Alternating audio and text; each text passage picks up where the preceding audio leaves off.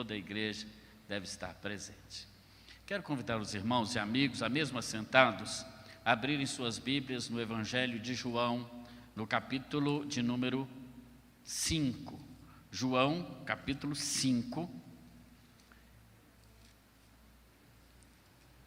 Vamos ler a palavra do Senhor, em nome de Jesus agora. João, capítulo 5.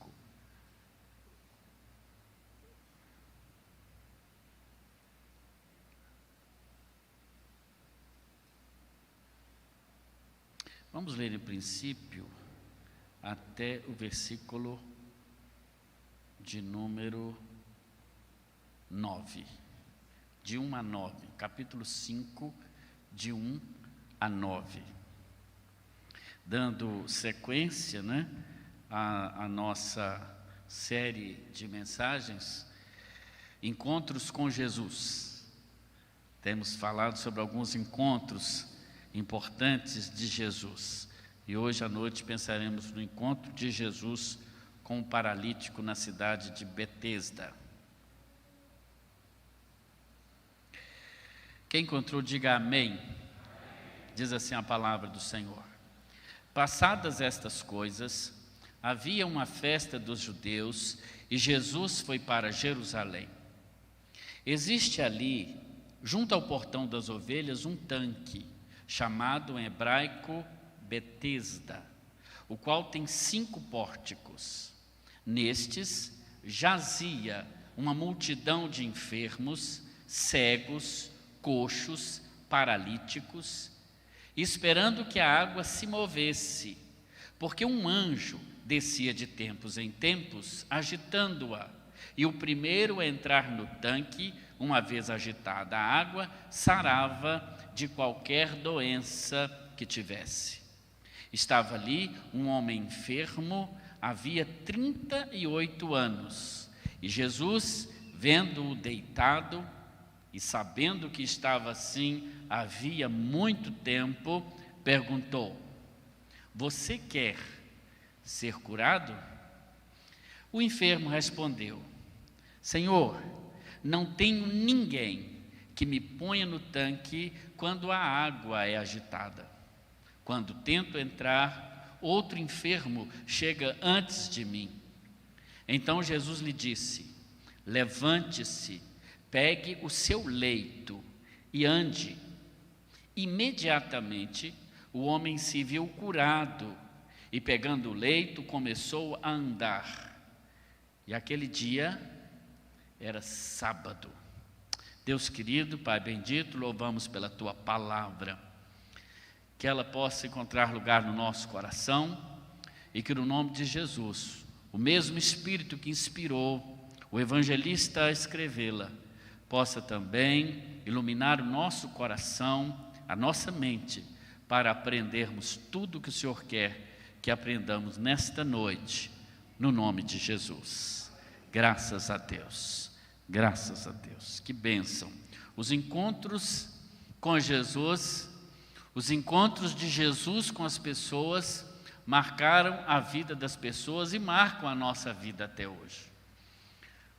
O nosso querido pastor Renato Bezerra, que nos falou hoje pela manhã, ele falou, dando uma verdadeira aula sobre a Reforma Protestante, e foi uma bênção. Quem não viu pode entrar lá no YouTube, acessar e terá lá então essa aula maravilhosa sobre esse importante marco da história, que no próximo sábado, dia 31 de outubro, completa 503 anos.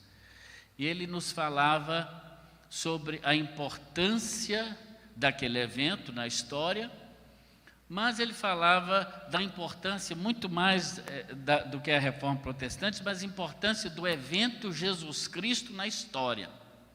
Vejam bem que a própria história foi dividida entre antes de Cristo e depois de Cristo. Ou seja, Jesus veio para dividir a história. E Ele dividiu a minha história. Amém? Ele dividiu a sua também. A minha vida pode ser dividida entre antes de Cristo e depois de Cristo.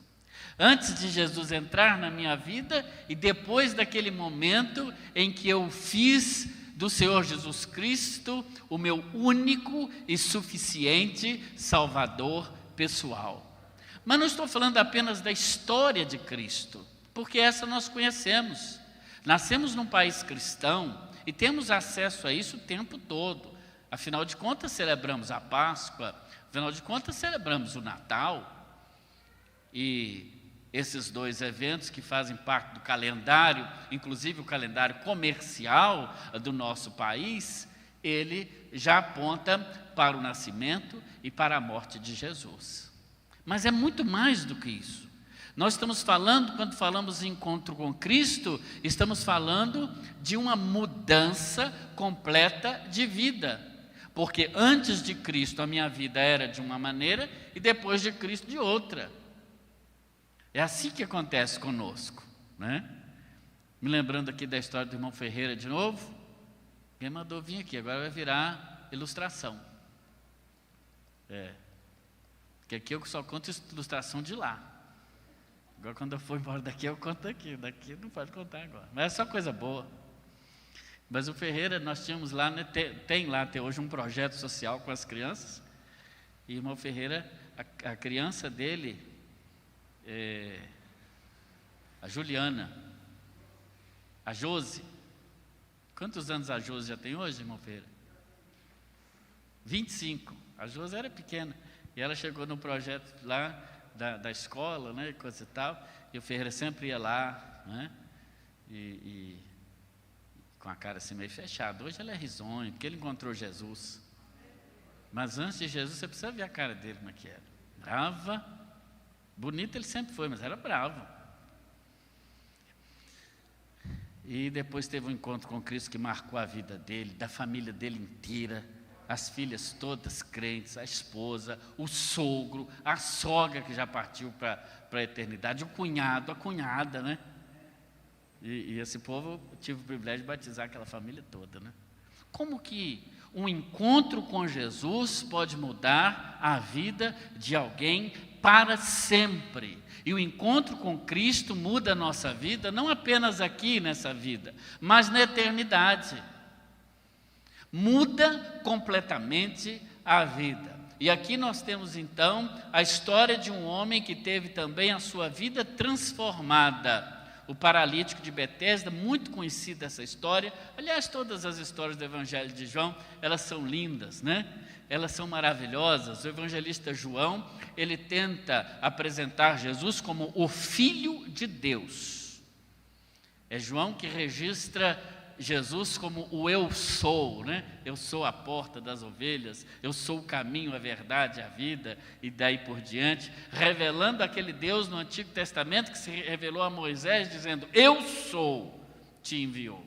O eu sou, no Novo Testamento, é o próprio Senhor Jesus, que agora aqui chega nesse lugar realmente deplorável, o tanque de Betesda.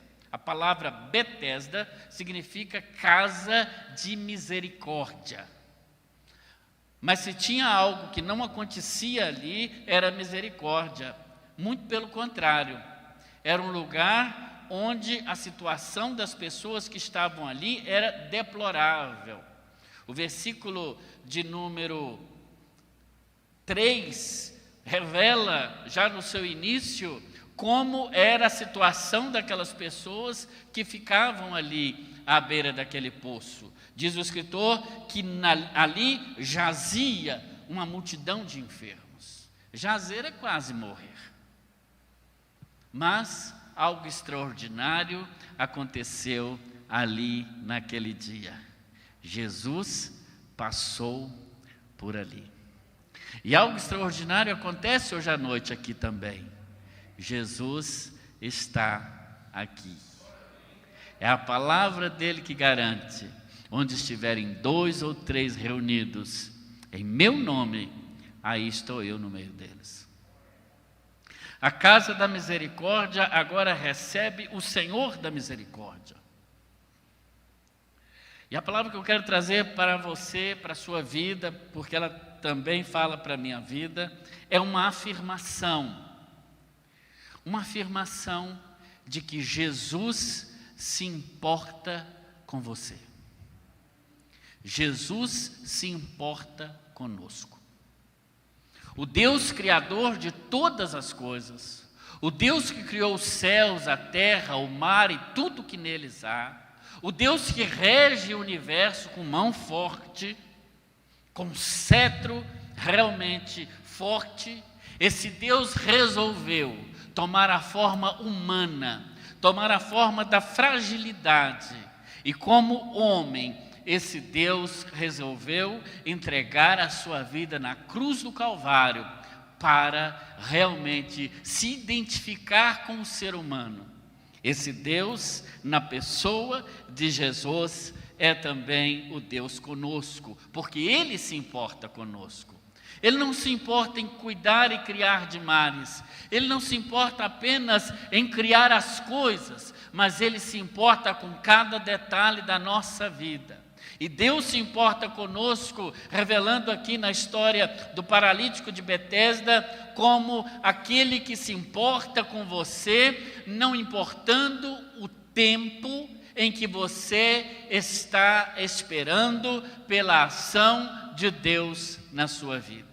Não importa o tempo da espera da ação de Deus. Irmãos, é espantoso a informação que o versículo 5 e 6 nos dá, de que aquele homem estava ali há 38 anos. Se não vejamos, olhe comigo, a Bíblia diz que Jesus chega à beira daquele poço, onde estava, versículo 5, um enfermo havia 38 anos. 38 anos. É muito tempo. É muito tempo para quem espera. Aliás, se quisermos saber o tempo da espera, né? A gente pode perguntar, por exemplo, para uma mãe que espera um filho, né? Para a gente que não vive aquilo, passa rapidinho, né? A Roberta mesmo ganhou a Laura sexta-feira passada, sem ser essa que passou agora, na anterior. Mas para mim foi muito rápido. Para mim foi rápido, eu nem lembro dela grávida direito. Já estive lá ontem conhecendo a Laura, pessoalmente, não é? E linda. E a Roberta está lá, mais bonita ainda do que era antes.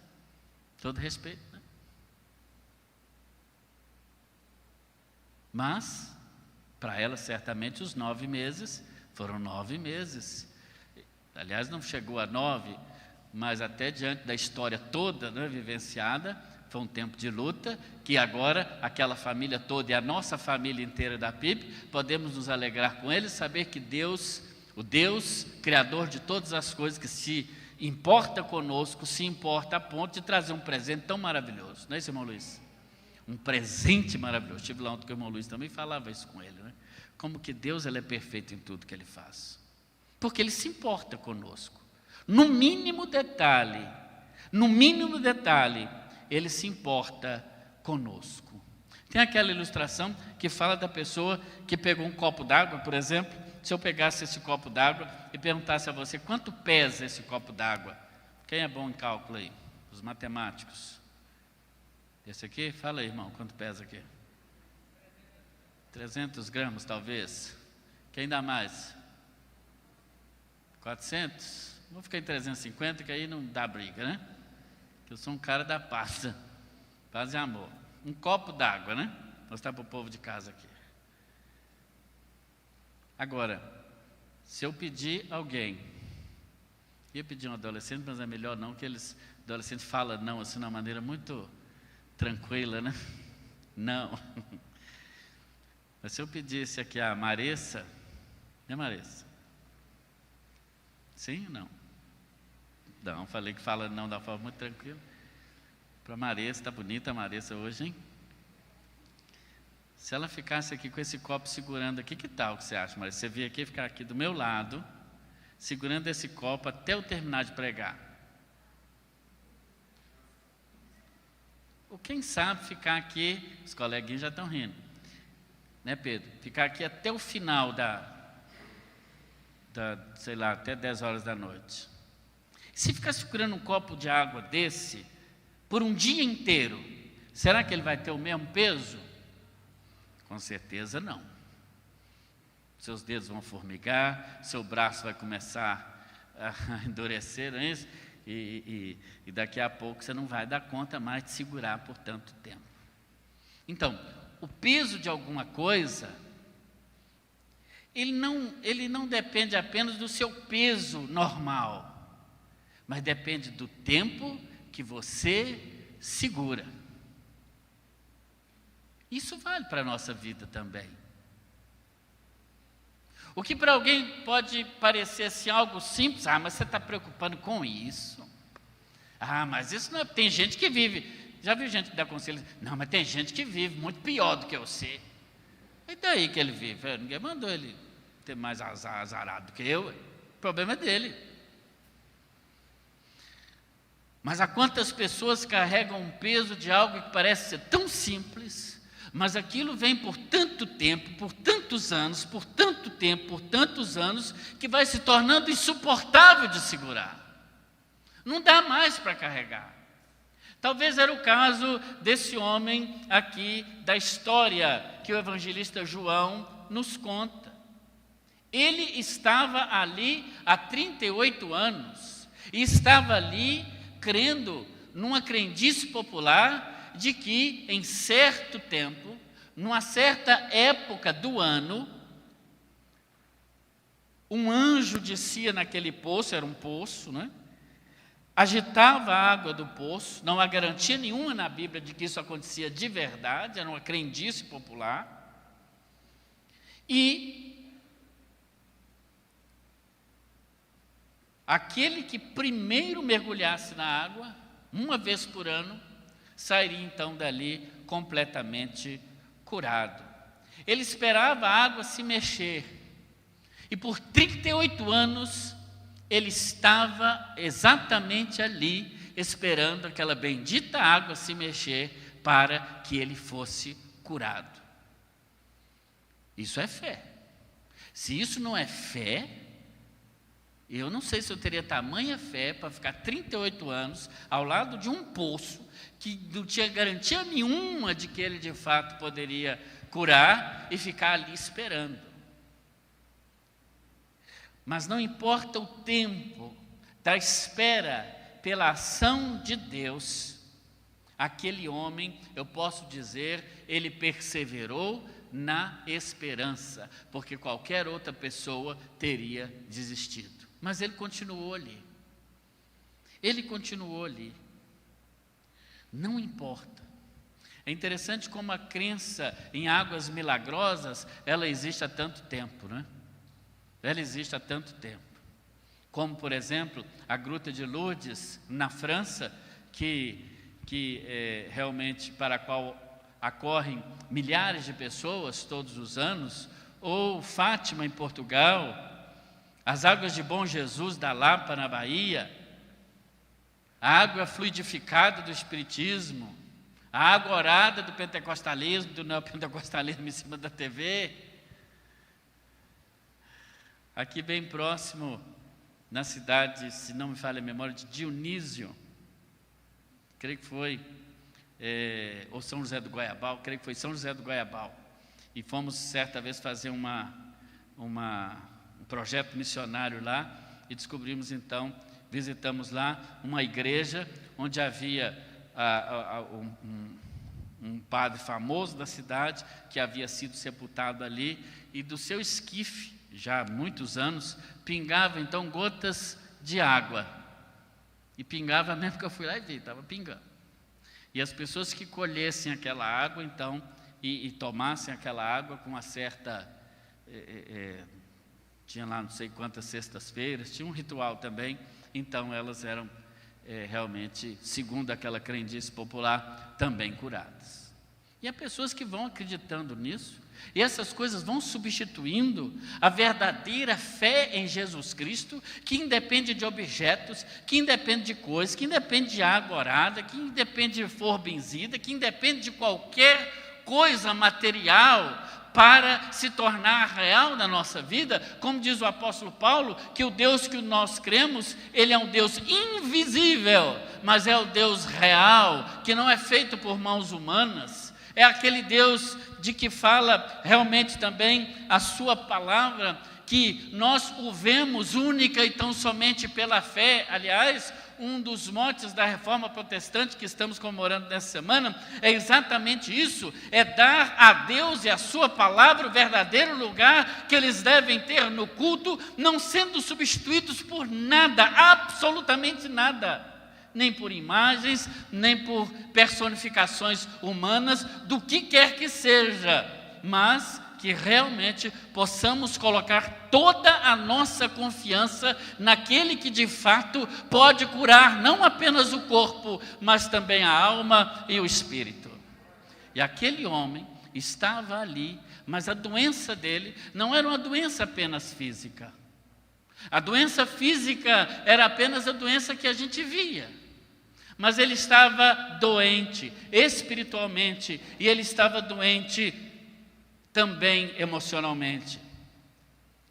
Eu quero dizer a você hoje à noite, não importa o tempo da espera pela ação de Deus, mas hoje Jesus está aqui e te faz a mesma pergunta que fez aquele homem: você quer ser curado?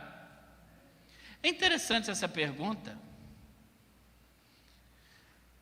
Se a Bíblia diz que o homem estava ali há 38 anos esperando o mover das águas, e o mesmo texto, versículo 5, diz que Jesus sabia que ele estava naquele estado há 38 anos esperando ser curado. Por que será que Jesus faz essa pergunta para ele? Por que Jesus já não cura logo? Jesus pergunta: você quer ser curado? Não. Quero uma cadeira de roda. Estou aqui esperando para ganhar uma cadeira de roda. É isso que ele responderia?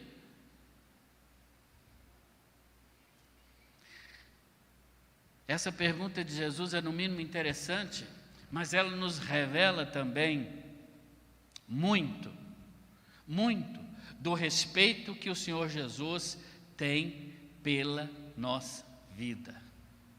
Quando Jesus pergunta: você quer ser curado? Jesus sabia do desejo dele.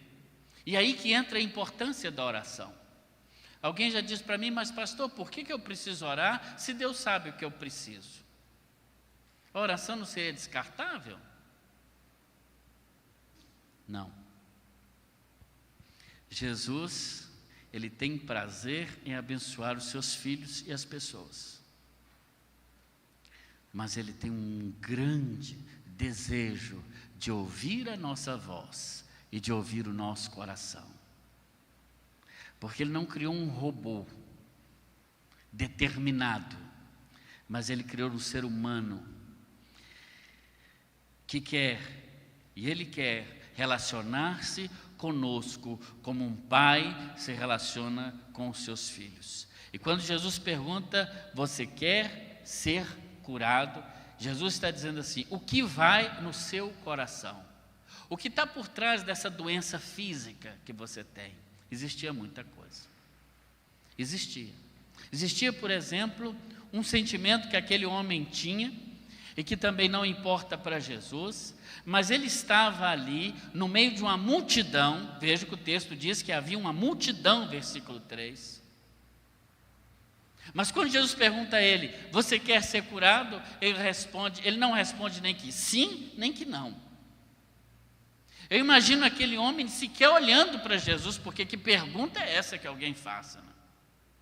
Que pergunta é essa? Você quer ser curado? Vai no hospital e pergunta: você quer ser curado? Tanto é que ele não responde, ele só reclama. Ele diz no verso 7: eu não tenho ninguém que me ponha no tanque quando a água é agitada. Veja que ele não responde a pergunta, ele simplesmente se lamenta. Havia por trás daquela doença física uma doença emocional, uma doença da alma. Portanto, Jesus se importa com você, não importando a solidão no meio da multidão. Aquele homem era o verdadeiro solitário no meio da multidão. A multidão estava ali, mas ele estava sozinho. Eu não tenho ninguém, diz ele, que me coloque no tanque. Ele coloca talvez a culpa do seu infortúnio, da sua dificuldade, nas pessoas à sua volta.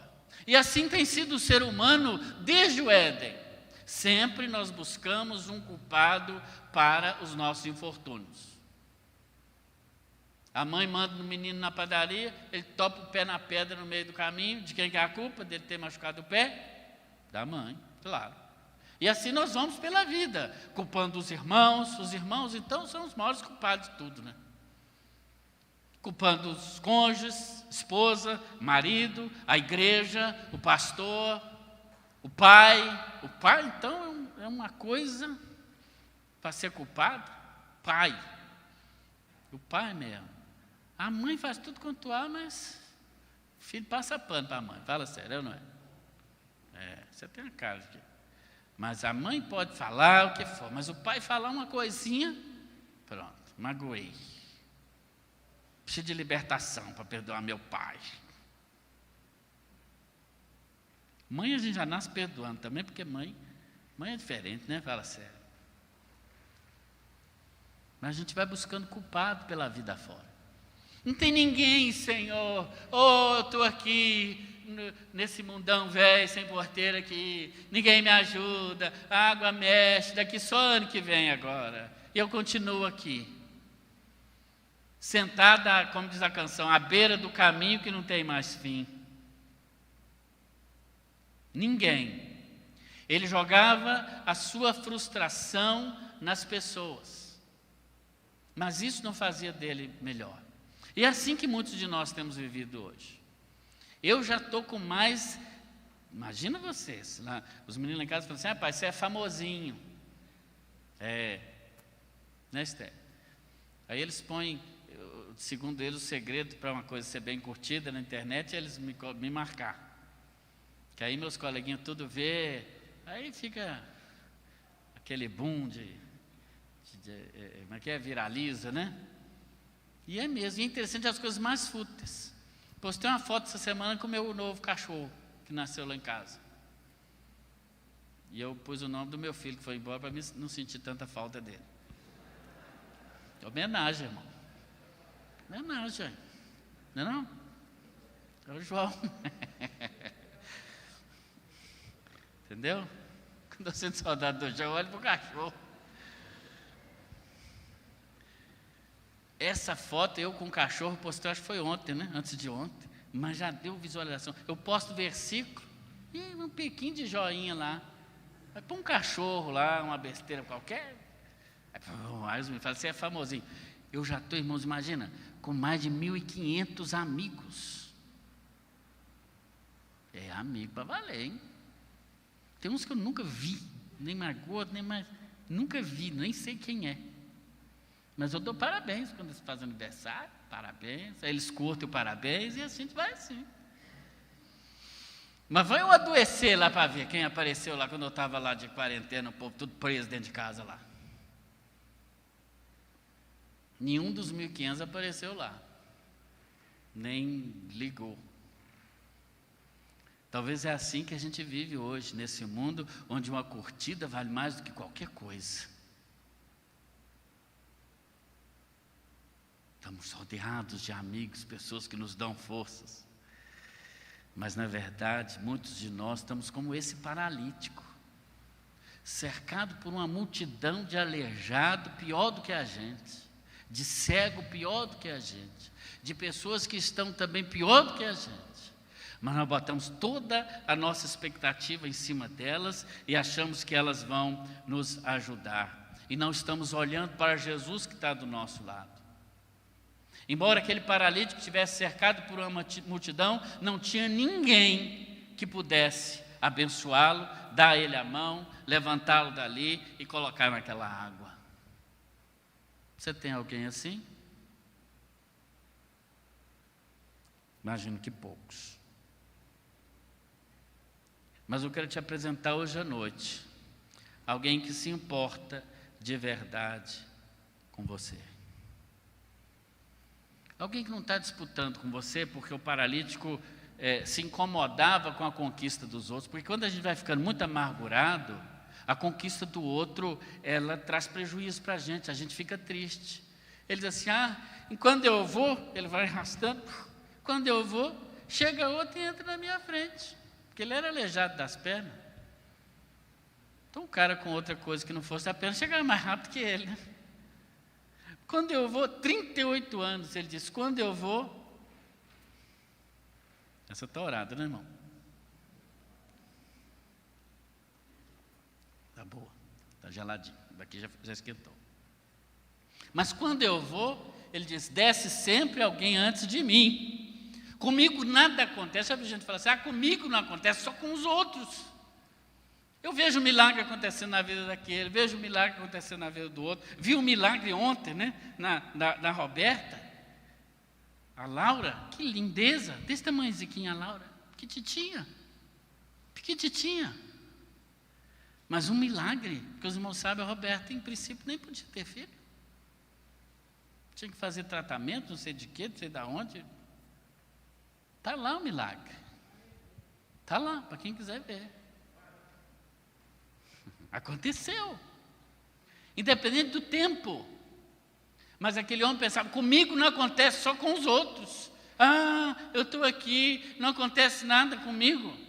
Por isso Jesus pergunta, você quer mesmo? E quando Jesus pergunta, você quer mesmo? Ele expõe a sua doença emocional, que era pior do que a doença física. Porque a doença emocional, paralisa não só o paralítico, que já é paralítico, mas ela paralisa até quem anda, até quem tem a sua saúde física boa. Aí a pessoa vai se enchendo de amargura, só acontece com os outros, não acontece comigo. E ela vai, às vezes, se incomodando com a conquista dos outros. Olha aqui o carro novo que eu comprei. Essa cor aí não é muito comercial, não. Daí, amiga, eu gosto de marrom. Eu comprei um carro marrom para mim, o que você tem com isso? Mas marrom, essa cor aí não é boa, não. Então não compro para você, ué. Não? Deixa eu quieto. Aliás, antigamente os carros eram muito mais bonitos. Pega uma fita da década de 70, era Fusca cor-de-rosa, o outro marrom, o outro laranjado. Eu mesmo tive uma Brasília cor de abóbora, quando eu casei. Com essa moça aqui, ó.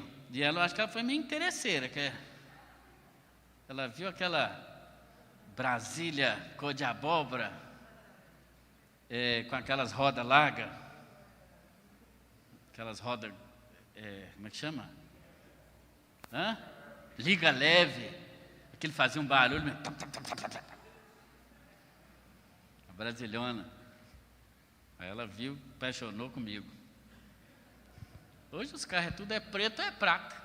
Que graça que tem, ficou tudo cinza. Passei no vestibular. Mas qual faculdade mesmo? Universidade Federal de... Não, é aquela ali, 150 ali a mensalidade, passa a regra. Isso aí não é muito boa, não. E daí, amigo, eu passei para naquela.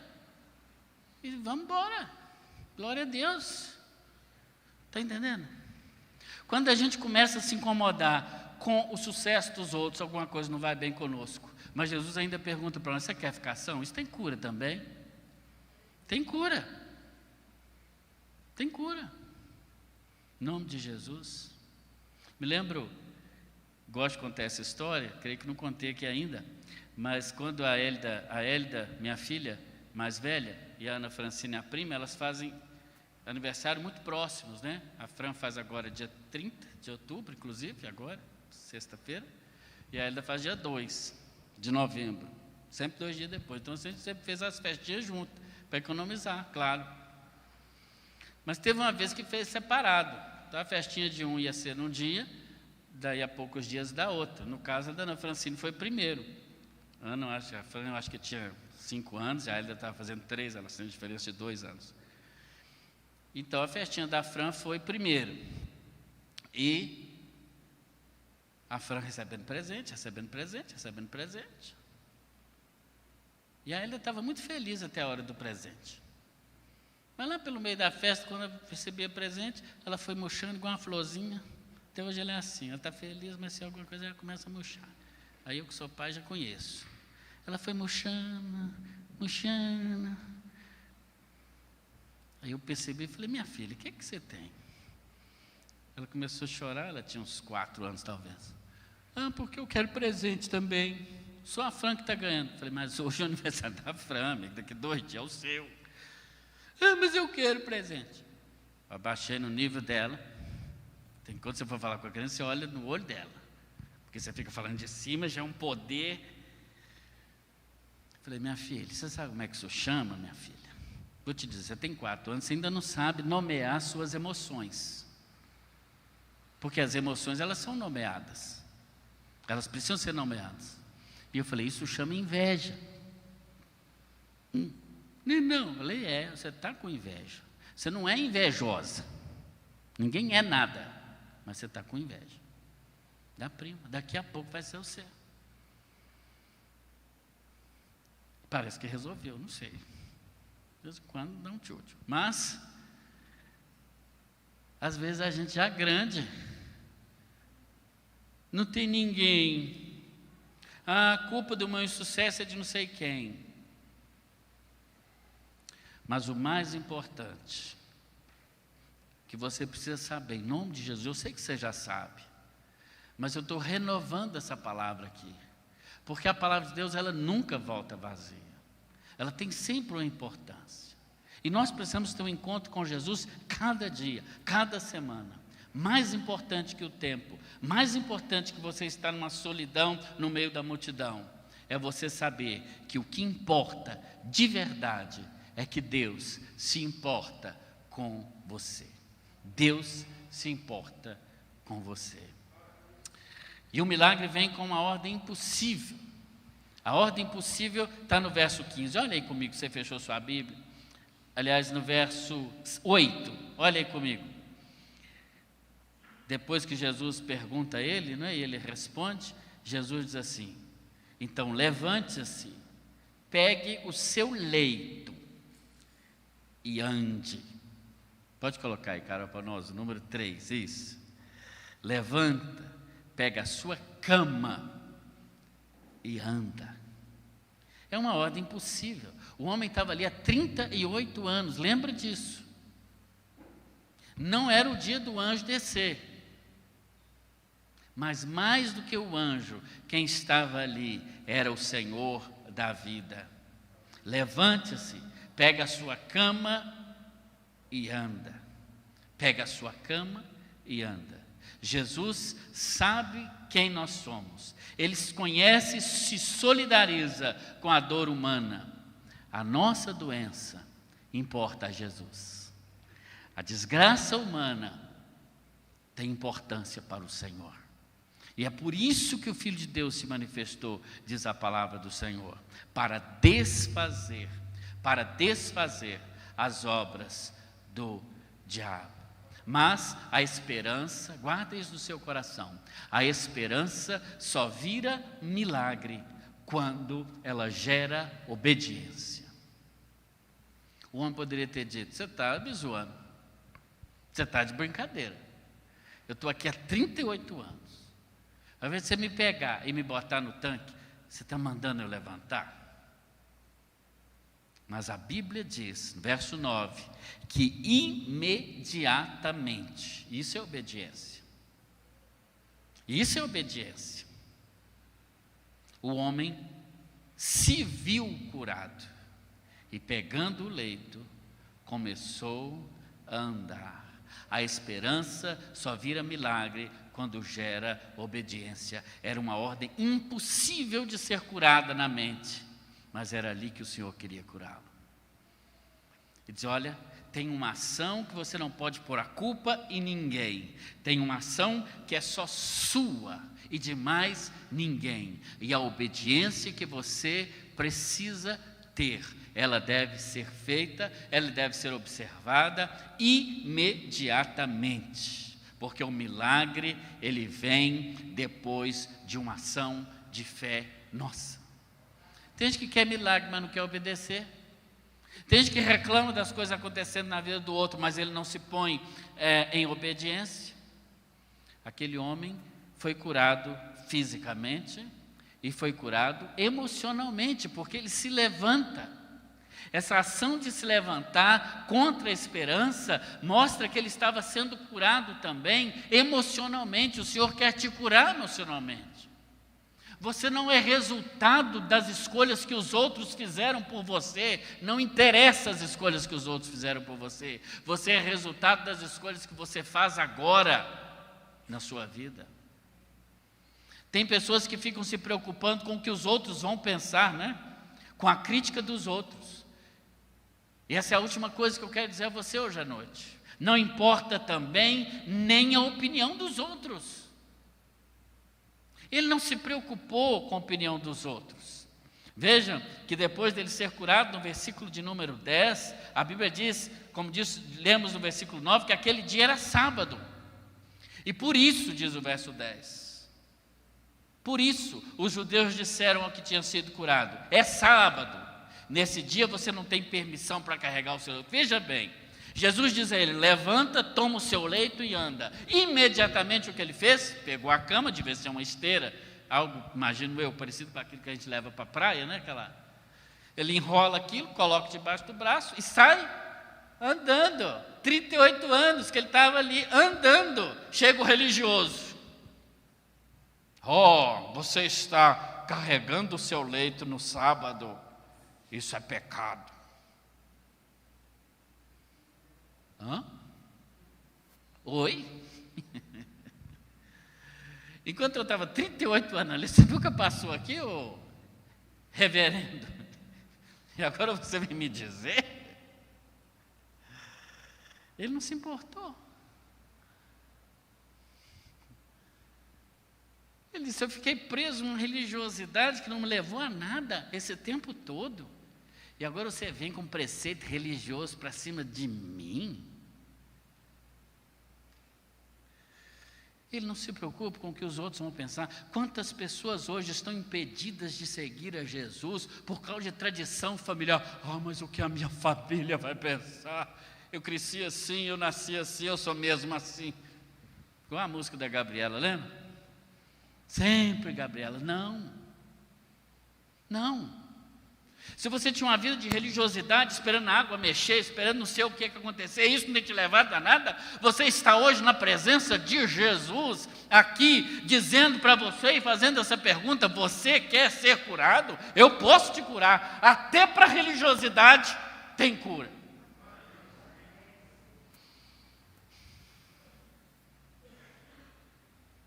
Mas é preciso querer. Ele não se importa, ele diz: eu quero é vida para mim. Ao que ele respondeu, versículo 11: o mesmo que me curou, olha o que ele diz: o mesmo que me curou é que me disse: pega a sua cama e anda. Olha o raciocínio dele certíssimo. Se tem alguém que tem um poder para me mandar pegar minha cama e andar, e eu peguei e andei, esse cara tem autoridade para falar o que ele está falando. Não vem com sua regra religiosa para o meu lado. Não interessa se hoje é sábado. Isso é dia santo.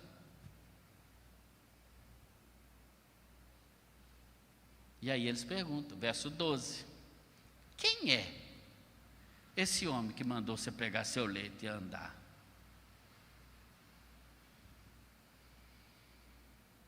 E ele nem sabia, verso 13, porque Jesus tinha ido embora, né? Ele não sabia. Talvez, se ele soubesse, ele diria como o cego de nascença, de João 6. O Evangelho de João, irmãos, é maravilhoso. Leia o Evangelho. Eu sou apaixonado com as histórias do Evangelho, principalmente de João. Quer começar a ler a Bíblia? Leia João. Faz o propósito de ler João até o fim do ano. Eu já terminei o Apocalipse, comecei o Apocalipse no início da semana, já terminei. Que livro maravilhoso, hein? Tinha hora que me dava um medo. Mas terminei. Eu vou para outro, mais light, vou para o Salmo. Leia o Evangelho de João. Talvez o cego de nascença de João 6, quando as pessoas perguntam, né? E aí, pergunta para o pai dele, para a mãe dele, para não sei quem. Quem foi que te curou? Quem foi que te curou? Ele diz assim: quem ele era eu não sei, mas uma coisa eu sei, eu era cego e agora eu vejo. É como se o paralítico até dissesse: quem ele era, eu não sei. Eu sei que ele mandou eu carregar. E o que mandou eu carregar a minha cama, o que teve poder para me mandar andar, ele tem autoridade para fazer muito mais, e eu sigo a ele. Eu não vou seguir mais preceito nenhum de vocês, cambada. Eu sigo a ele, porque ele mudou a minha vida. É como disse o apóstolo João na sua carta: nós o amamos porque ele nos amou primeiro. Ele deu a sua vida primeiro, Ele entregou a sua vida primeiro, e nós seguimos não uma religião, não um preceito humano, não coisa que homem decide, depois decide, igual estão decidindo por aí, cada dia os líderes das religiões estão dizendo coisas para os seus súditos seguirem, mas nós cremos na palavra do Senhor, na revelação de Deus na palavra, e a revelação máxima contida nessa palavra se chama Jesus de Nazaré, aquele que morreu, ressuscitou, e aquele que está vivo ainda hoje, para nos dar vida, uma vida abundante, uma vida que jorra realmente para a vida eterna, uma vida que é inexplicável do ponto de vista das religiões, porque nenhuma religião pode abarcar. Jesus Cristo, Filho de Deus, aquele que mudou a história entre antes dele e depois dele, aquele que nos cura fisicamente, como curou o paralítico, aquele que nos cura também emocionalmente, que fez aquele homem levantar da sua inércia, mas principalmente aquele que nos cura espiritualmente. Jesus se encontra com ele novamente, eu já estou encerrando. No Evangelho de João, capítulo 5 ainda, a Bíblia diz no verso 14, mais tarde Jesus o encontrou no templo, ele foi para o templo, e Jesus estava lá, e Jesus disse assim: olha, você foi curado, mas não peques mais, para que não lhe aconteça coisa pior. Verso 15, o homem se retirou e disse aos judeus que tinha sido Jesus quem o havia curado, e por isso os judeus perseguiram a Jesus, diz o verso 16, e os judeus perseguiam a Jesus porque ele fazia coisas no sábado, no preceito da religião. Eu fico encabulado como é que tem hoje, ainda hoje, gente que tem coragem de defender certos preceitos que já caducaram na palavra de Deus, que já não fazem sentido mais na palavra de Deus depois que Jesus veio. Depois que Jesus veio não tem dia santo, não tem mês santo. Todos os dias são santos, porque aquele que recebe Jesus no seu coração e faz dele o Senhor da sua vida, então está livre para viver uma vida de santidade. Aí Jesus diz, verso 17, olha que verso maravilhoso, grifa na sua Bíblia. Jesus diz assim: olha, o meu Pai trabalha até agora, e eu trabalho também. Jesus está trabalhando, Jesus continua trabalhando, Jesus quer ter realmente em nossa vida uma primazia, Ele quer nos dar uma vida abundante. Eu vou encontrar esse homem aleijado no céu, ele já morreu depois disso, não morreu da doença que ele tinha, sei lá de que ele morreu, de velhice, sei lá de que, não me interessa saber, a essa altura do campeonato ele já morreu. Mas a maior cura que ele teve não foi a física, e nem a emocional, foi a espiritual. Jesus falou: olha, você foi curado, mas não peca mais. Não peca mais voluntariamente. Não tenha mais uma vida de pecado. Tenha uma vida de transformação. Quando alguém se encontra com Jesus, não tem como continuar seguindo no mesmo caminho. Quando alguém encontra com Jesus, muda de vida. E não é um esforço pessoal da mudança de vida. É o próprio Espírito Santo de Deus que passa a fazer parte daquela vida e vai então liderar a vida dele, presidir a vida dele. E todas as escolhas vão ser guiadas pelo Espírito Santo de Deus. Em nome de Jesus. Jesus está aqui hoje à noite. Ele pergunta a cada um de nós: você quer ser curado? É a pergunta de Jesus hoje. Eu quero dizer a você, não importa o tempo da espera. Não importa a solidão que você talvez tenha vivido no meio da grande multidão. Eu quero dizer a você que não pode importar nem a opinião dos outros, mas você deve se entregar a Jesus. Ele que está aqui. Eu gostaria que você fechasse seus olhos agora. Ah, quantas pessoas estão como aquele homem. Ah, quantas pessoas estão inertes, culpando os outros pelo seu infortúnio. Ah, quantas pessoas já até tiveram um encontro com Cristo, mas em alguma medida talvez não tenham honrado esse verdadeiro encontro com Cristo. Tem que voltar àquele primeiro amor. Há quantas pessoas estão jazendo à beira do caminho. E Jesus te pergunta hoje, você quer ser curado?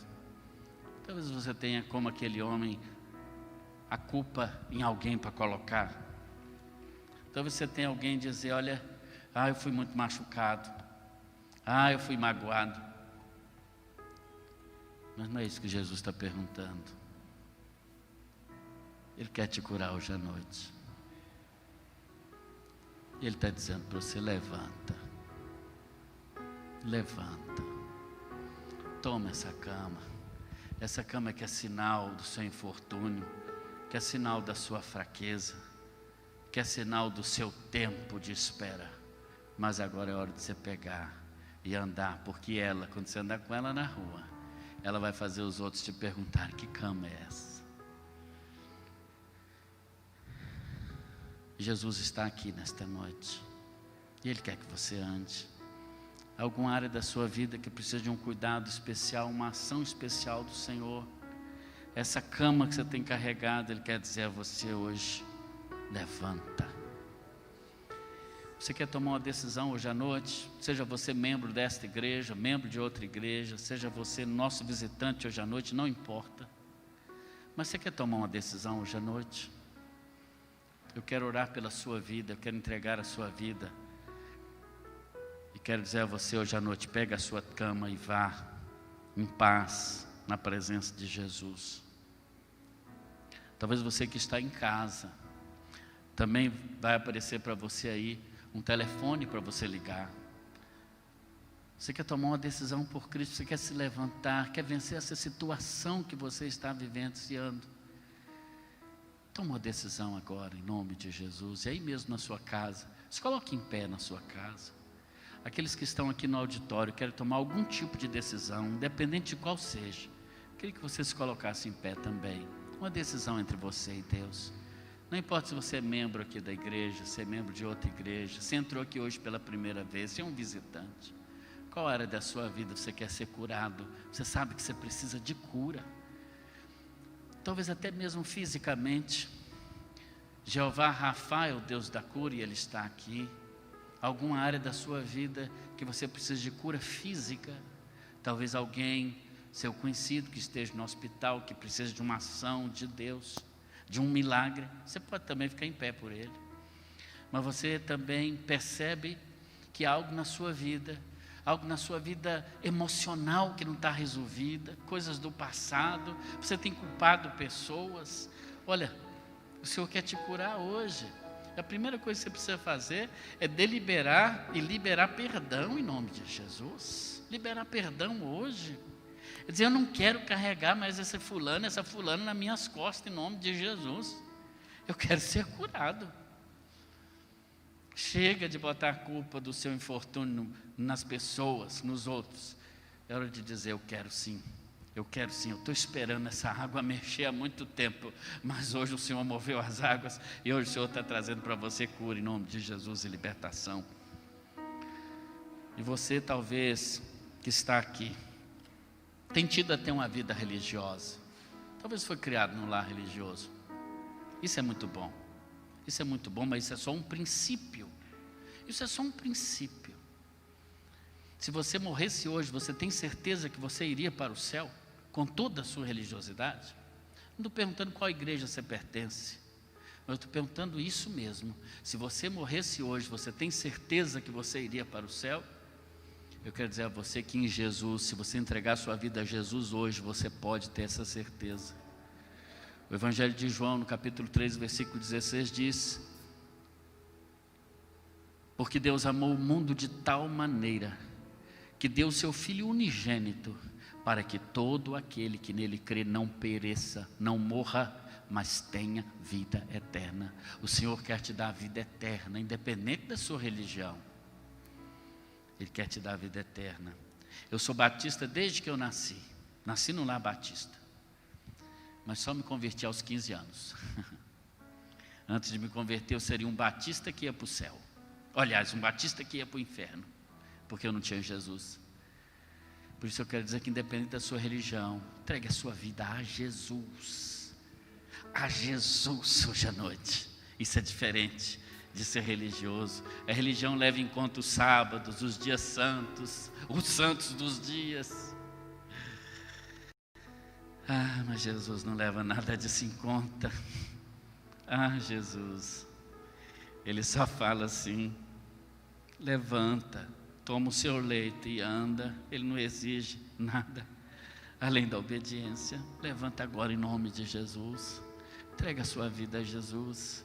Diga: Jesus, eu quero fazer do Senhor o Senhor da minha vida acima de todas as coisas. Eu quero te receber como meu único e suficiente Salvador pessoal.